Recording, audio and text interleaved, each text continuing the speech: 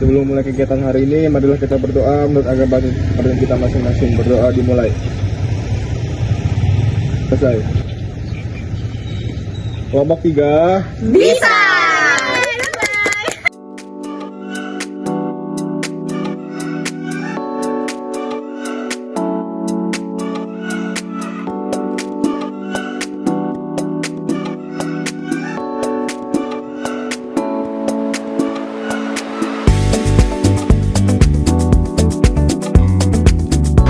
Halo Bumbuhan Samarinda, perkenalkan kami dari kelompok 3. Sekarang kami berada di kantor camat kota Samarinda Ilir. Kami tengah melaksanakan tugas wawancara dari mata kuliah Kepemimpinan dan Administrator Kesehatan. Yuk ikuti keseruan kami.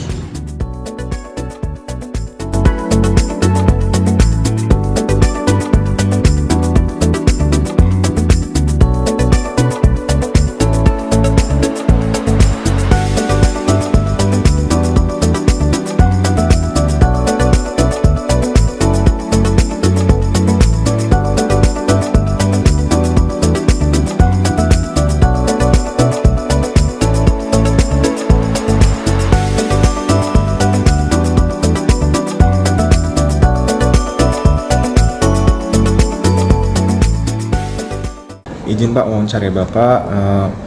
Untuk pertamanya ini ada bagaimana Bapak menggambarkan gaya kepemimpinan Bapak sendiri, Pak, menurut Bapak.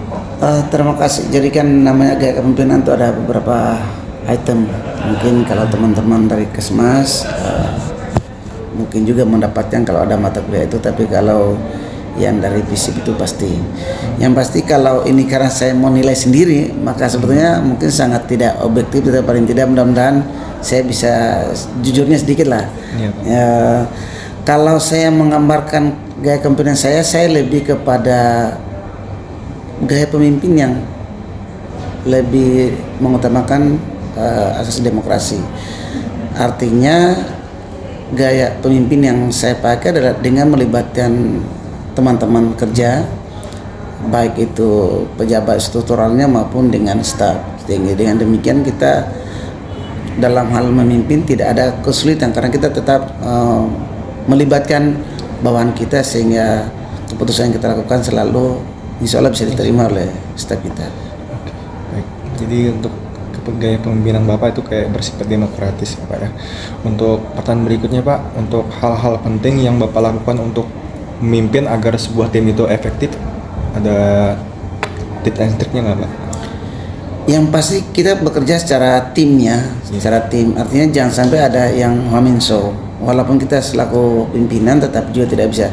Dengan melibatkan mereka merasa terlibat sehingga mereka merasa dihargai, mau bekerja dengan ikhlas dan akhirnya pekerjaan itu bisa dilaksanakan dengan tidak kesulitan karena pasti harus melalui musyawarah. Tentu dengan kolaborasi semua seksi, semua staf terlibat, maka pekerjaan itu mudah kita laksanakan. Baik. Untuk pertanyaan berikutnya Pak ya, lanjut aja Pak. Untuk mempersingkat waktu, ini bagaimana cara Bapak membangun kepercayaan dan komunikasi yang baik dengan tim yang Bapak lakukan? Yang pertama selaku pimpinan harus mampu untuk memberikan contoh, meyakinkan mereka. Saya kasih contoh misalnya disiplin dalam kepegawaian. Kami meliputi banyak hal. Yang pertama masalah waktu, kemudian dari pakaian, kemudian dari pekerjaan. Saya contohkan sedikit. Silakan adik-adik bisa mengecek di sini.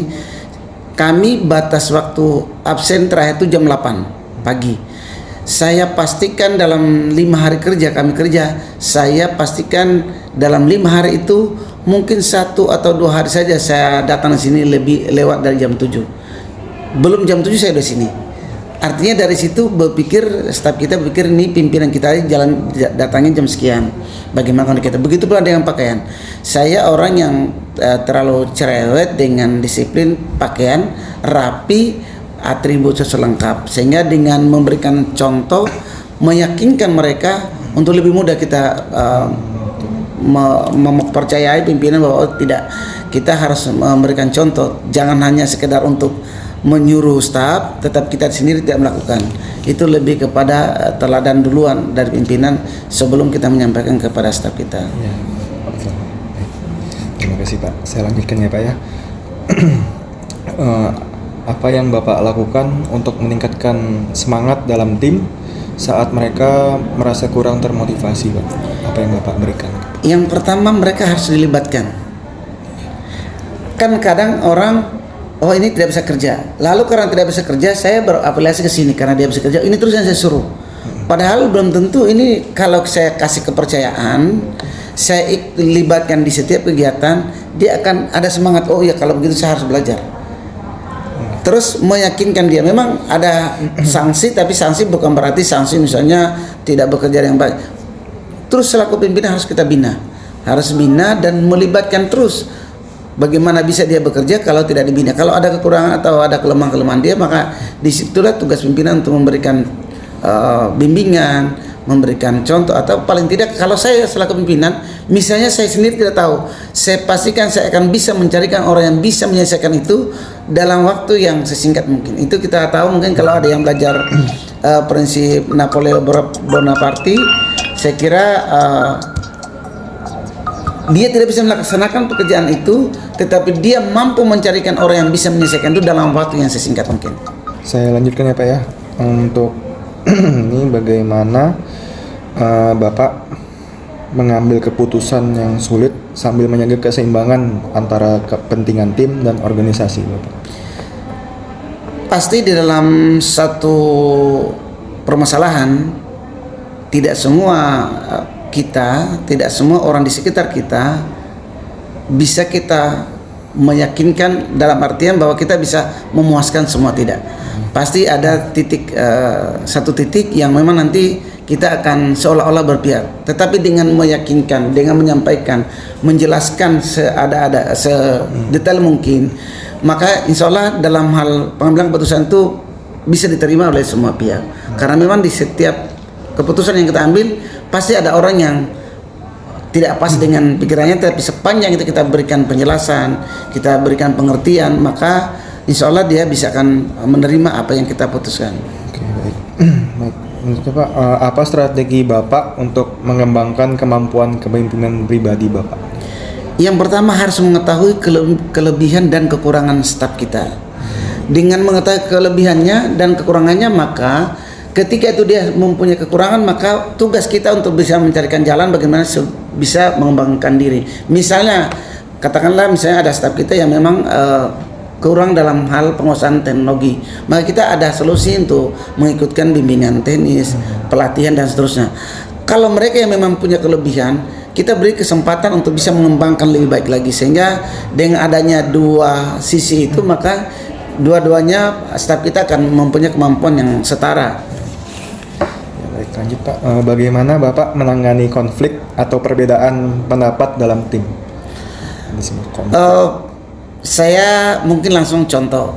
Saya kalau tim ini kan, kalau staf kita konflik itu agak jarang. Tetapi karena kami ini bekerja di masyarakat, sudah pasti ada kepentingan-kepentingan. Yang pasti kita akan menyampaikan pertama sesuatu yang sesuai dengan aturan. Ketika itu kita sudah berjalan di atas aturan, maka tidak ada orang, kecuali mungkin tidak ada orang yang bisa menyalahkan itu, kecuali orang yang memang tidak paham. Maka ketika itu ada satu sisi atau satu pihak yang tidak paham, maka tugas kita selaku pimpinan untuk memberikan pemahaman, kita berjalan di atas rel aturan yang berlaku. Baik. Apa yang bisa Bapak berikan terkait tips untuk mengelola waktu dan menyelesaikan banyak tugas sebagai seorang pemimpin? Bekerja, pemerintah ini tidak habis memang tugas, sudah pasti itu. Tetapi tipsnya memang pertama prioritas. Kan kita bekerja sesuai dengan prioritas. Misalnya pekerjaan tumpuk sekian, maka kita akan mencari pekerjaan yang betul-betul prioritas. Dan kalau ada pertanyaan terus yang mana yang prioritas, memang karena kami ini bekerjanya di pelayanan, maka kepentingan masyarakat itu yang diutamakan. Baik. Berikutnya Pak, bagaimana Bapak menjaga keseimbangan antara bersikap tegas dan peduli dalam kepemimpinan Bapak? Tegas dan peduli harus sesuai dengan aturan. Maka kita bekerja, bagaimana kita tegas, kalau ini betul-betul sesuai dengan aturan, ketegasan kita tidak akan dinilai orang sebagai sesuatu yang kasar atau yang arogan. Dan saya pastikan itu ketika kita bicara sesuai dengan aturan, maka semua orang akan memahami itu. Mungkin ada saran dari Bapak untuk seorang yang baru pertama kali menjadi pemimpin? Yang pertama, seorang pemimpin harus memahami dulu situasi, memahami karakter yang dipimpinnya. Kemudian sudah pasti dia juga harus memahami aturan. Ketika itu kita sudah memahami karakter siapa yang kita pimpin, maka kita akan justru pemimpin juga harus mampu untuk menyesuaikan diri. Tidak harus anak buahnya atau stafnya yang bisa menyesuaikan dengan pimpinannya, tapi pimpinan juga harus. Misalnya ada yang memang karakternya staf kita yang mungkin harus agak sedikit suaranya volumenya naikkan baru dia dengar. Ada juga mungkin cukup dengan kata-kata sindiran dia sudah mengerti. Maka dengan memahami karakter anak buah atau yang kita pimpin, maka seorang pemimpin akan mampu menjalankan tugasnya dengan baik. Saya pastikan yang namanya pertama pasti ada kendala, tetapi dengan jiwa besar mau juga bertanya kepada bawahan, insya Allah itu akan menjadi pemimpin yang berhasil ke depannya. Baik Pak, lanjut ke pertanyaan berikutnya ya Pak ya. Apa tantangan terbesar yang pernah Bapak hadapi sebagai seorang pemimpin dan bagaimana Bapak mengatasi? Tantangan yang pasti itu adanya dari masyarakat. Masyarakat ini kan bahasanya tidak mau tahu, seolah-olah dia aja yang benar, kemudian pemerintah selalu salah. Maka cara untuk mengatasi itu sekali lagi memberikan penjelasan, pengertian yang baik, dan tentu pendekatan persuasif lebih diutamakan. Karena kalau kita juga bicara terus dengan aturan, kadang orang yang belum memahami aturan itu dia pasti, saya tidak mau tahu itu, saya maunya seperti ini. Maka memang dengan pendekatan kita tanya dia yang baik, persuasif, kita tanya maunya seperti apa sih. Setelah itu kita sudah tahu, memahami, mempelajari, mendalami apa yang dia mau, kita sampaikan sebaiknya seperti ini. Maka dengan cara pendekatan seperti itu, insya Allah mereka, karena masyarakat ini kan berlatar belakang pendidikan yang bermacam-macam. Ada yang juga pendidikannya tinggi, ada juga yang bahkan tidak sekolah.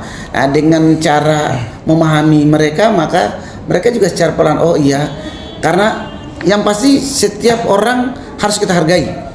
Apapun kekurangan dia harus kita hargai. Ketika kita hargai, maka dia akan merasa, oh saya dihargai. Pendapat saya walaupun dia salah, tetap kita hargai. Kemudian itu baru kita secara perlahan kita sampaikan dengan baik, dan insya Allah dia akan memahami itu.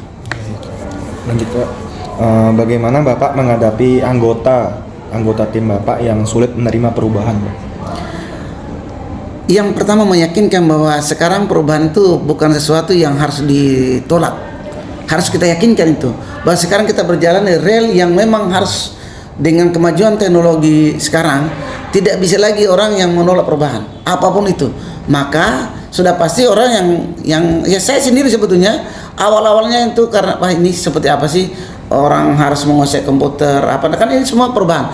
Maka kita yakinkan bahwa zamannya ini harus ada perubahan. Lompatan-lompatan yang kita lakukan itu harus kita menyesuaikan dengan zaman, harus berubah. Dan saya yakin setiap pemimpin, setiap staf pegawai, dia harus suka tidak suka, perubahan harus dia jalani dan harus dilakukan itu. Maka cara seorang pemimpin maka meyakinkan bahwa ini perubahan bukan sesuatu yang hindari, tetapi sesuatu yang harus kita bisa pelajari dan kita bisa laksanakan. Baik Pak. Apa kesulitan Bapak terutama dalam memimpin tim dengan latar belakang yang berbeda-beda? Kesulitannya ya pasti kita untuk memahami mereka yang sifatnya berlatar belakang macam-macam ini memang memerlukan waktu, pasti waktu. Tetapi sekali lagi ya kita ini kan seorang pemimpin juga harus belajar untuk memahami karakter-karakter bawahan kita, sehingga dengan mempelajari itu, memahami, maka kita akan bisa mengatasi kesulitan apapun yang kita alami dalam hal memberikan nasihat atau petunjuk kepada bawahan kita. Ya, baik Pak. Berikutnya Pak, bagaimana Bapak mengatasi rasa kesepian ataupun stres saat Bapak memimpin? Namanya kita bekerja, apakah itu seorang pemimpin ataupun staf kita, memang ada titik jenuh. Mungkin karena capek, mungkin ada juga sedikit pengaruh di rumah. Maka memang kalau saya lebih kepada santai dengan karyawan, saya harus mendekati. Kadang-kala saya tidak masuk dalam ruangan, cara saya datang ke ruangan staf saya, duduk saja itu belakang saya, cemilan saya makan situ, enggak, seolah-olah kita ini bukan seorang pemimpin tapi kita membaur dengan staf. Yang kedua, saya lebih kepada cerita dengan keluarga, anak dan istri juga bagian dari upaya kita untuk membuat perasaan kita lebih rileks, lebih enak, karena dorongan dari rumah juga dari keluarga itu akan memberikan semangat buat kita, memberikan tenaga kita untuk bisa bekerja dengan baik. Baik Pak, terima kasih. Berikutnya Pak, pernahkah keputusan Bapak ditentang oleh anggota tim dan bagaimana cara Bapak menanganinya? Kalau di staf ya, mungkin karena faktor staf ini juga agak namanya pimpinannya pasti dia loyal, tetapi kalau di masyarakat ya memang pasti ada. Saya memberi contoh sedikit saja. Saya kebetulan di Kecamatan Samarinda ini ada program atau proyek pemerintah terowongan.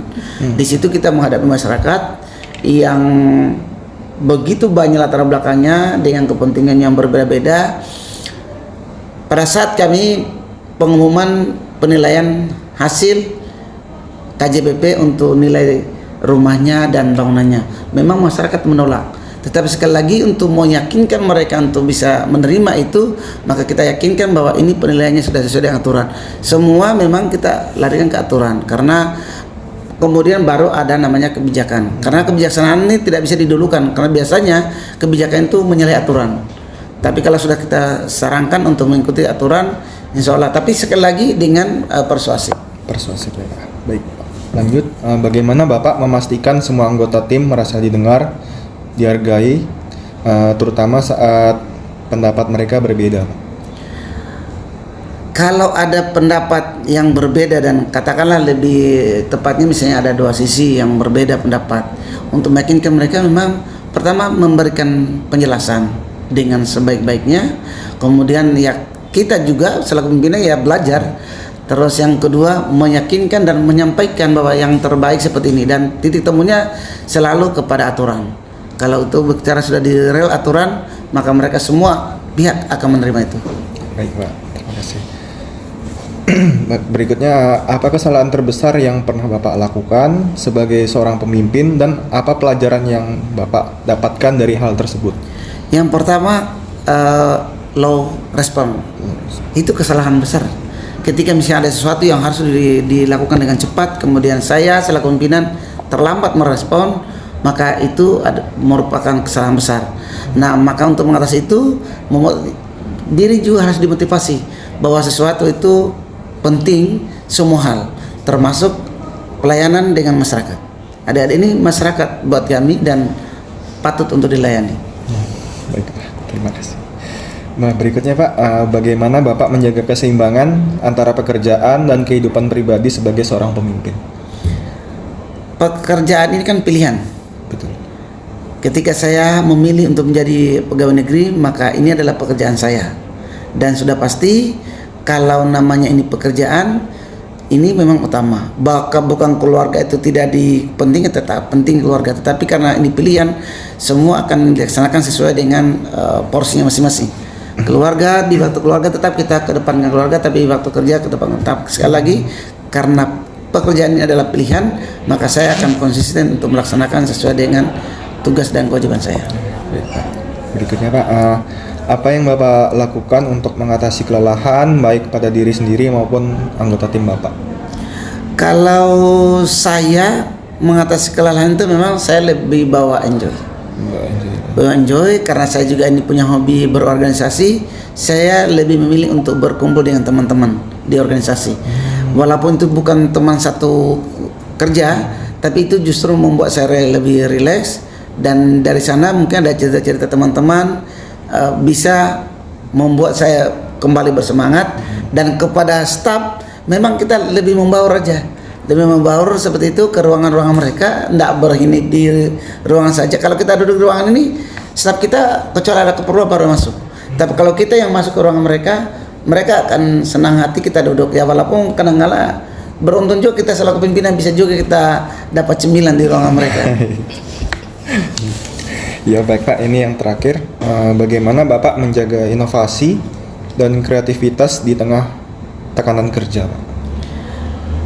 Sekali lagi saya sampaikan bahwa di era sekarang ini memang era yang harus kita maju. Maka inovasi itu menjadi sesuatu yang diperlukan. Bahkan kalau perlu inovasi menjadi kebutuhan. Karena kita tidak bisa lagi bekerja dengan seperti ini. Oh, biasa kami dulu biasa sudah begini. Tidak bisa lagi. Kalau itu bahasanya seperti itu, maka kita akan tertinggal dengan zaman. Sekarang kita bisa contoh di negara-negara maju itu cepat sekali. Ini HP di dalam 1 tahun saja sudah keluar di berapa edisi. Dan dari situlah contoh bahwa kalau kita tetap bertahan dengan situasi yang sekarang, sudah pasti kita ketinggalan. Maka inovasi dengan cara berkolaborasi itu akan lebih utama ke depannya kita bekerja. Ya, untuk pertanyaannya Pak, ini sudah habis. Jadi untuk pertanyaan-pertanyaan yang kami berikan ke Bapak tadi dan jawaban yang telah Bapak berikan kepada kami, itu mungkin kami bisa jadikan pembelajaran bagi kami ke depannya menjadi seorang pemimpin yang baik itu bagaimana. Jadi mungkin sekian Pak, terima kasih banyak atas sarannya dan masukannya. Terima kasih. Assalamualaikum warahmatullahi wabarakatuh.